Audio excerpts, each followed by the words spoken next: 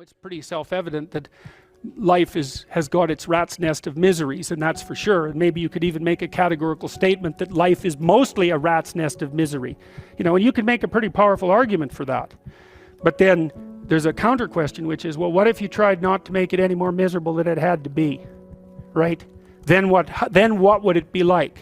And my suspicions is that a lot of that misery, I would suspect that most of that misery would go away, because it's the unnecessary misery that really brings you down. It's like, well, someone has cancer, it's like, that sucks. But it's not like you can say, if only we had done this differently, then that wouldn't have happened. But when someone's out like torturing you in a malevolent way, or maybe you're doing the same, you can always ask yourself, well, is this really necessary? Is this just like a useless add-on to the miseries of life? That's what disheartens people. And so even in your own life, if you aren't suffering from self-imposed misery, and you're only suffering from inescapable misery, maybe you could handle that, and you could survive, you could bear it, and even maybe without becoming irredeemably corrupt. And so the goal would be, well, yeah, life is a rat's nest of miseries, and maybe it has no ultimate meaning. We could say that if we're feeling particularly pessimistic, but it still leaves one question open, which is, if you didn't do everything you could to make it worse, how good could you make it be? And the least answer is, well, it could be tragedy, but maybe not hell.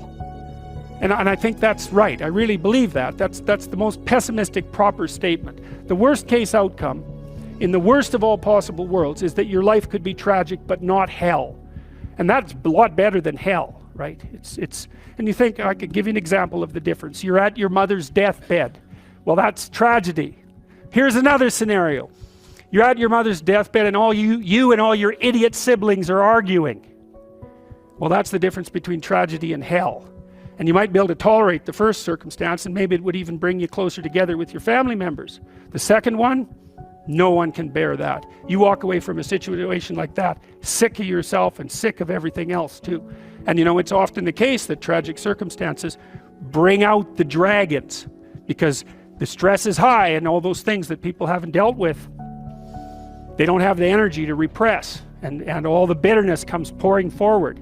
It's like, seriously, man. So that's actually it's a rough lesson, but it's a good hallmark for figuring out whether or not you've got yourself adjusted properly and in relationship to your siblings. It's like, if you were all gathered around the bed of someone close who was dying, could you manage it? And if the answer is no, it's like, well, put your life together, because it's going to happen, and you should be the person who's there that can do it, and do it properly.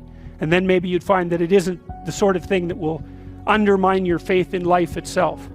And I've seen both of those situations, ugly situations, murderously ugly situations, and then they're opposite, where people have had terrible things happen to them as a family, and they pull together and they rebuild their damn ship and they sail away. And so that seems to me to be a lot better.